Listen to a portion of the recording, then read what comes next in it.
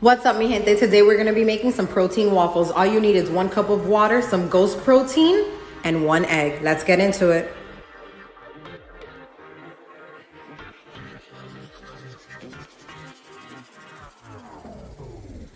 After pouring 1 scoop of protein, we'll be adding 1 cup of water.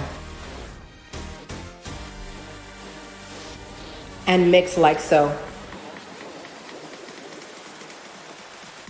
Next, you'll be adding just 1 more scoop of ghost protein and your egg. Remember to mix as best as you can for the best consistency. Now it's time to put our mix into the waffle maker.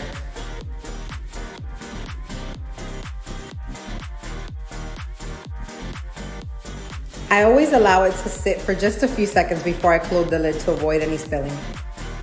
And take a look at these. Amazing. If you guys enjoyed making protein waffles with me today, remember to like, comment, and subscribe to my channel. Catch you guys next time.